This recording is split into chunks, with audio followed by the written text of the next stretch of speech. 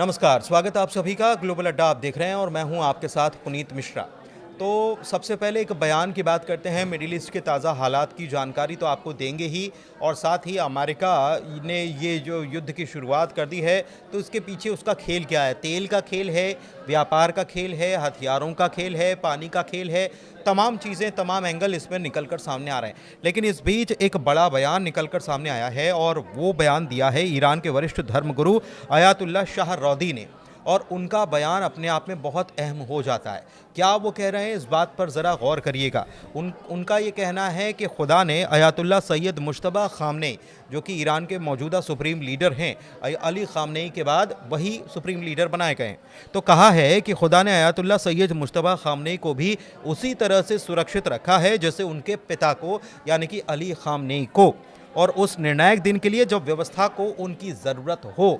तो ये बयान जो है अपने आप में चौंकाने वाला भी है और कई लोगों को हैरान भी कर सकता है। इस बीच जब ये दावे किए जा रहे हों कि अमेरिकी हमले में अली खामनेई जो है वो शहीद हो चुके हैं, और ईरान में भी इस बात को ईरान के सरकारी टीवी ने भी ये बता दिया कि अली खामनेई जो हैं वो शहीद हो गए हैं।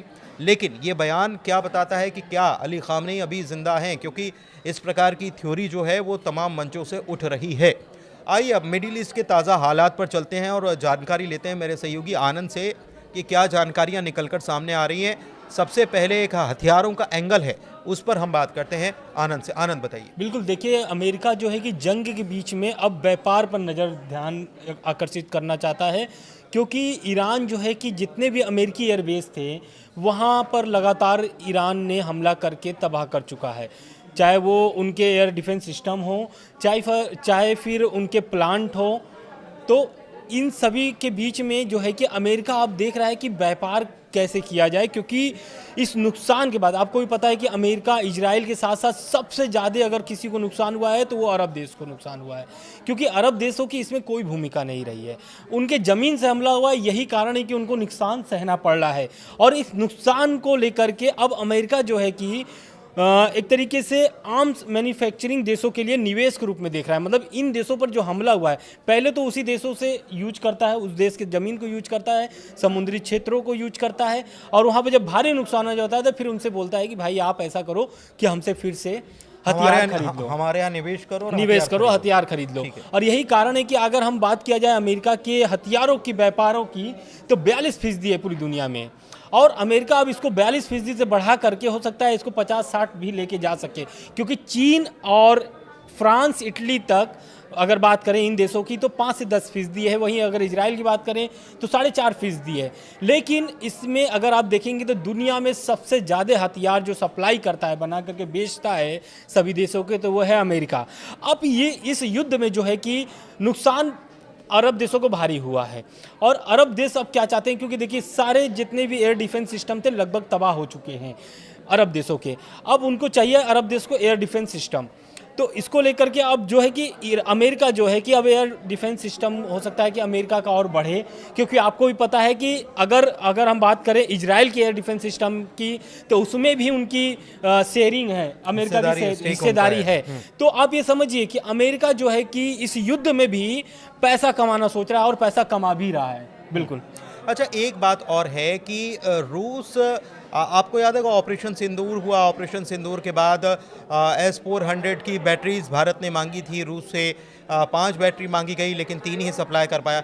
मतलब कि रूस की तरफ से भी जो सप्लाईमेंट है वो पूरी नहीं हो पा रही है, और ऐसे में एक मौके के तौर पर इसे देखा जा रहा है। ख़ास तौर पर एयर डिफेंस सिस्टम की ज़रूरत इस वक्त में बहुत ज़्यादा अहम हो जाती है, क्योंकि ईरान लगातार हवाई हमले कर रहा है, और ईरान की मिसाइल पावर जो है वो अपने आप में देखने के काबिल भी है। इसके अलावा सबसे बड़ी बात यह है कि चाहे वो आयरन डोम हो, डेविड स्लिंग हो, पैट्रियट मिसाइल हो, और भी तमाम एयर डिफेंस सिस्टम हैं, लेकिन उनका हाल क्या हुआ है ये भी हम बखूबी इस बात से समझ सकते हैं। अमेरिका दरअसल व्यापार किसका करता है ये आपको हमको सबको पता है। अमेरिका व्यापार करता है हथियारों का, और पूरी दुनिया में हथियारों की सप्लाई के मामले में आंकड़े आनंद ने बताए हैं कि अमेरिका की हिस्सेदारी कितनी है।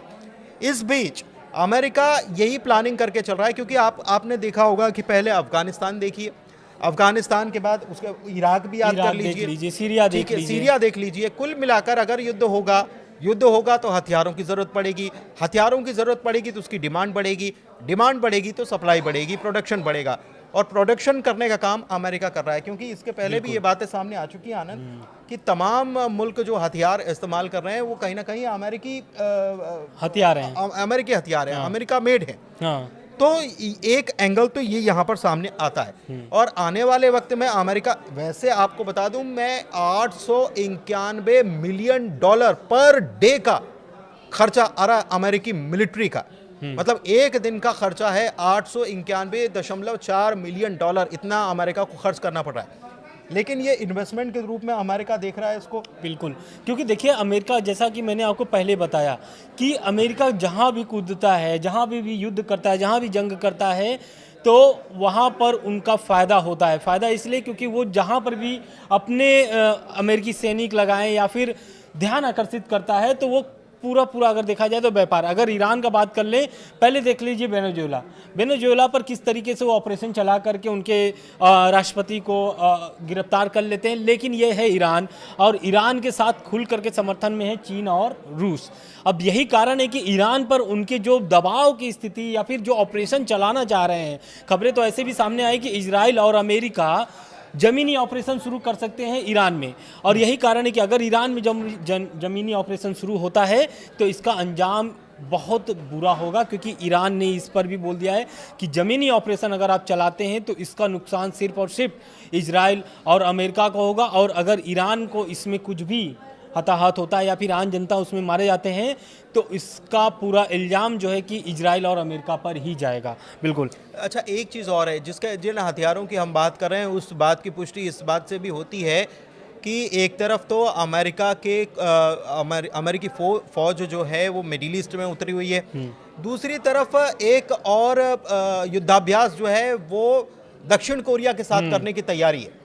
और ये दक्षिण कोरिया के साथ युद्धाभ्यास होगा, इसमें ये भी खबर है कि हथियारों की सप्लाई भी की जाएगी।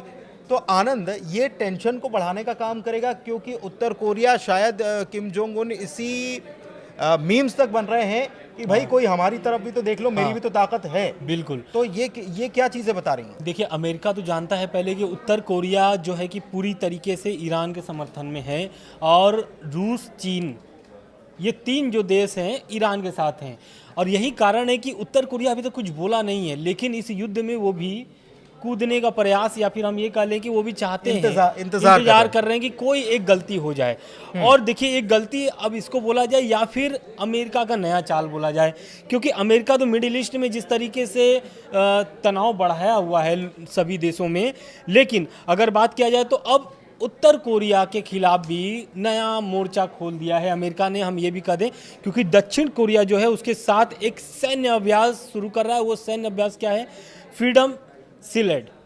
ये जो युद्ध अभ्यास है इसका आगाज किया जा रहा है, जिसमें हजारों सैनिक, अमेरिका के जो हजारों सैनिक हैं वो अब वहाँ में इस युद्ध अभ्यास में शामिल होंगे।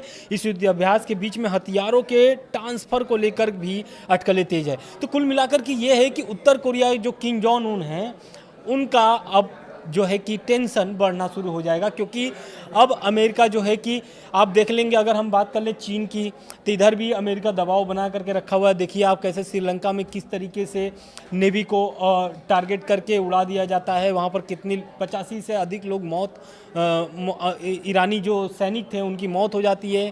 तो इधर चाहे एशिया हो, चाहे फिर मिडिल ईस्ट हो, चाहे यूरोप हो। अब यूरोप की अगर हम बात कर ले तो उसमें अगर यूरोप में बहुत सारे जो देश हैं उसको भी तनाव बढ़ाने की स्थिति में ट्रंप है। हालांकि इस युद्ध में अब कूदना चाहता है फ्रांस और यूके भी। क्योंकि इस युद्ध में अगर वो शामिल हो जाते हैं तो आप समझ लीजिए कि जो तीसरे विश्व युद्ध की बात हो रही है तो ये मजाक नहीं है, सच में तीसरी विश्व युद्ध शुरू हो सकता है अगर ये सब देश शुरू हो जुट जाते हैं या फिर आ जाते हैं। क्योंकि आपको पता है कि मिडिल ईस्ट में खाड़ी देश, अरब जो देश हैं उनके ऊपर लगातार हमले हो रहे हैं, भले वो पलटवार नहीं किए हैं। अगर हम देखा जाए तो कुवैत ने किए हैं, बहरीन ने किए हैं, जगह जगहों पर पानी प्लांट पर, जैसे ईरान के जो पानी प्लांट था उस पर हमला किया है। शुरुआत वहीं से हुई थी कि बहरीन से ईरान के वाटर फिल्टरेशन प्लांट के ऊपर अटैक किया गया, उसका जवाब फिर ईरान ने दिया। ईरान ने यह भी कहा था कि हम अपने भाइयों पर हमला नहीं करना चाहते, लेकिन इसको आप एस्केलेशन को बढ़ावा देने का काम कौन कर रहा है? अमेरिका कर रहा है। सबसे बड़ी बात कि इसी को लेकर मसूद पेज़ेश्कियान जो हैं उनकी तरफ से एक बयान भी निकल कर आया और उन्होंने कहा है कि अमेरिका इजराइल इस्लामी देशों के बीच फूट डालने का काम कर रहा है, और अगर आपस में जो मुस्लिम ब्रदरहुड की बात होती है, आपस में भाइयों की नहीं बनेगी तो नुकसान किसको होगा और फ़ायदा किसको होगा, ये समझा जा सकता है। यही बात अमेरिका ने कुछ दूसरे अंदाज में कही है यूएन में। क्या अमेरिका के जो राजदूत हैं, संयुक्त राष्ट्र में जो अमेरिका के राजदूत हैं, उन्होंने साफ तौर से बोल दिया कि यूएन में हमारी खाड़ी सहयोगी बेहद नाराज हैं। मतलब जो खाड़ी सहयोगी देश है वो अमेरिका से नाराज है। क्यों नाराज है? क्योंकि उनकी कोई गलती नहीं है इस युद्ध में। हमेशा से सऊदी हो, यूएई हो, कतर हो, बहरीन हो, इन लोगों ने हमेशा से बोला है कि हम अपने क्षेत्रों को यूज नहीं करने देंगे, लेकिन इस युद्ध में वो क्षेत्र यूज हो रहे हैं और उसका अंजाम भी भुगत रहे हैं सभी अरब देश। उसके बाद उन्होंने कहा है कि आने वाले दिनों में वह दिनों या हफ्तों में सैन्य और कूटनीति में कदम उठा सकते हैं। मतलब सैन्य जो कार्रवाई है उसमें भी एक कोई बड़ा कदम उठा सकते हैं। ईरान की यह रणनीति हर दिशा में अपने पड़ोसियों और हमारे सहयोगियों पर हमला करना अब उल्टा पड़ सकता है। मतलब वो रीजनल वॉर की जो बात कही थी ईरान ने कि रीजनल वॉर में ये कॉन्फ्लिक्ट जो है तब्दील हो जाएगा, तो अब ईरान के लिए ही उल्टा पड़ जाएगा। और यही बात तो मसूद पेज़ेश्कियान भी कह रहे हैं कि हमारे जो भाई हैं उनको आपस में फूट डालकर आपस में हमको लड़ाना चाहता है अमेरिका, और यही बात अमेरिका ने दूसरे अंदाज में कह डाली है। तो मतलब ये साफ नज़र आता है कि अरब देश अभी भी अमेरिका के दबाव में है। बिल्कुल, देखिए अमेरिका के दबाव में तो है ही, और ये कहा भी जाता है कि अमेरिका की दुश्मनी और दोस्ती दोनों ही खतरनाक है। दुश्मनी तो कम, लेकिन दोस्ती ज़्यादा खतरनाक है। बिल्कुल, उसका अमेरिका से दोस्ती का फ़ायदा तो कम, नुकसान ज़्यादा। झेल भी रहे हैं ये अरब मुल्क जो हैं वो झेल रहे हैं। सबसे बड़ी बात ये कि पूरी दुनिया में कहीं पर भी अमेरिका की ये जो कार्रवाई है इसकी कोई मजम्मत की गई हो ऐसा कुछ नज़र नहीं आता, जबकि इसके पहले हमने देखा है कि संयुक्त राष्ट्र हो या कई मंचों पर तुर्की और तमाम मुस्लिम देश जो हैं, चाहे वो पाकिस्तानी क्यों ना हो, ये ईरान के साथ खड़े हुए नजर आए। पाकिस्तान ने तो ईरान के लिए वोट भी किया था। बिल्कुल, हाँ। लेकिन इसके बावजूद भी अभी जो तस्वीर नजर आ रही है वो अमेरिका की दादागिरी वाली तस्वीर ज्यादा नजर आ रही है। बिल्कुल। अब तुर्की का अगर आपने जिक्र किया है तो मैं तुर्की वाला भी बता देता हूँ कि तुर्की में क्या चल रहा है। क्योंकि देखिए मिडिल ईस्ट में लगातार युद्ध के जो तनाव है वो दिन पर दिन बढ़ते जा रहे हैं। आज 10वां दिन है, लेकिन अब तुर्की जो है कि अपनी तैयारी शुरू कर दी है, क्योंकि तुर्की में भी एक हमले हुए थे, ऐसे दावे किए जा रहे थे। तो अब तुर्की के जो रक्षा मंत्रालय ने उसने क्या कहा है इस सभी तनाव के बीच में, तो तुर्की के उत्तरी साइप्रस में अब वहां पर F-16 लड़ाकू विमान और एयर डिफेंस सिस्टम को तैनात कर दिया। तुर्की ने तैनात कर दिया उत्तरी साइप्रस में। अब ये तैनाती का मतलब ये साफ हो जाता है कि अब तुर्की जो है कि तैयारी शुरू कर दिया। जैसा कि अभी आपने बोला कि रीजनल वॉर में ये तब्दील हो सकता है, ये अमेरिका लड़वाना चाहता है। मसूद पेज़ेश्कियान की अगर बात कोट किया जाए तो अब सभी देश जो है कि तैयारी करना शुरू कर दिए हैं। स्टार्टिंग में हम लोग बताए भी थे कि एयर डिफेंस सिस्टम तबाह हो चुके हैं, लेकिन तुर्की पे कोई ऐसा हमला नहीं हुआ है लगातार, इस कारण से इनके पास सुरक्षित बचे हुए हैं। और तुर्की जो है कि अमेरिका से काफ़ी नज़दीकी बनाना चाहता है और नाटो का वो एक हिस्सा भी है तुर्की। तो तुर्की क्या चाहता है? तुर्की देखिए, अगर नाटो का पहली बात तो सदस्य है, तुर्की हमेशा से ईरान के समर्थन में बात किया है। हमेशा क्या, अगर जो सबसे बड़ी बात की मीडिएशन करने के लिए भी तुर्की तैयार था। बिल्कुल। लेकिन एक प्रकार से प्रेशर जो है वो ऐसा लग रहा है कि अमेरिकी प्रेशर तुर्की के ऊपर भी नज़र आ रहा है, फ्रांस पे भी नज़र आ रहा है, यूके पर भी नज़र आ रहा है। इसीलिए यूके ने पहले अपने बेसेस का इस्तेमाल करने से मना कर दिया था कि अमेरिका इस्तेमाल नहीं करेगा, लेकिन अब यूके के जो फाइटर प्लेन्स हैं वो भी उनकी भी तैनाती देखी जा रही है।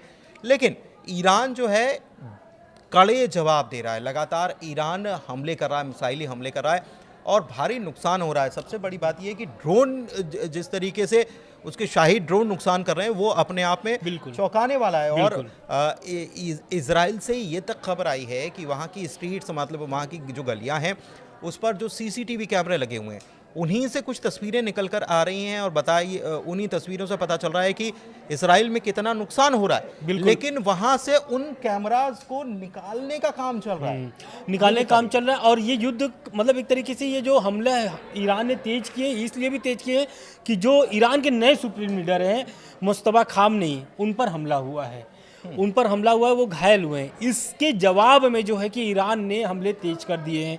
अब ऐसा देखा जा रहा है कि मिसाइलें जो है कि लगातार गिर रहे हैं और इस मिसाइलों के गिरने से जो है कि वहां पर सायरन सुनाई दे रहा है। एक छोटा सा खबर, एक और अपडेट दे देते हैं। दरअसल क्या हुआ है कि ईरान को अब इराक से भी समर्थन मिलना शुरू हो गया है। इराक के जो प्रमुख सीरिया धर्मगुरु आयतुल्ला अली अल सिस्तानी जो हैं, उन्होंने आयतुल्ला अली खामनेई की मौत पर दुख जताया है और साथ ही सभी मुस्लिम भाइयों को उन्होंने बोला है कि ईरान के समर्थन में आप सड़कों पर उतरिए और इस्लामिक व्यवस्था के समर्थन में उतरिए। यानी साफ तौर से कि एक इस्लामिक देश है ईरान और उस पर हमला हो रहा है यहूदियों यानी कि इजराइल की तरफ से और अमेरिका की तरफ से। तो इसको एक तरीके से समर्थन देने के लिए उन्होंने फतवा जारी किया है और इस फतवे में यही है कि मुस्लिम देश, सभी मुस्लिम देशों से, दुनिया में जितने भी मुस्लिम भाई हैं, उनसे एकजुट करने की अपील की है। बिल्कुल। तो कुल मिलाकर अभी का ताज़ा अपडेट हमने आपको बताया और अमेरिका की प्लानिंग क्या है ये भी हमने आपको बताया कि तेल का खेल चल रहा है, पानी पर हमला हो रहा है, वाटर फिल्टरेशन प्लांट्स पर हमला हो रहा है और इस बीच अमेरिका जो है उस अपनी इकोनॉमी को, क्योंकि जाहिर सी बात है कि इतना निवेश जब हो रहा है पर डे, इतना सैन्य खर्च हो रहा है, तो ये खर्च आएगा कहाँ से? तो ये खर्च जो किया जा रहा अमेरिका की तरफ से, इसकी भरपाई होगी हथियार बेचकर और इसलिए प्रोडक्शन बढ़ाने का आदेश जो है अमेरिका ने पहले ही अपनी जो कंपनियां हैं उनको दे रखा है। तो अमेरिका जानता है कि कैसे व्यापार करना है और पूरा खेल व्यापार का है, क्योंकि एक तरफ अमेरिका का हित, दूसरी तरफ तेल और कहीं ना कहीं ट्रंप जो बिजनेसमैन अपने आप को कहते हैं कि मैं एक बिजनेसमैन और डील करना चाहता हूँ, वो अपना कहीं ना कहीं हित भी देख रहे हैं, अपना फ़ायदा देख रहे हैं कि कैसे। और एक आइलैंड है ईरान का, उस पर कब्जा करने की कोशिश है, क्योंकि सबसे ज़्यादा तेल निकालने का काम या वहाँ से ही तेल का प्रोडक्शन, ऑयल प्रोडक्शन जो है, बताया जाता है कि ईरान का एक बड़ा हिस्सा ऑयल का जो है वहीं से निकलता है। तो उस आइलैंड पर कब्जा करने की योजना बनाई जा रही है, लेकिन ईरान माकूल जवाब दे रहा है और ईरान कह रहा है कि आगे आगे देखिए होता है क्या। नमस्कार।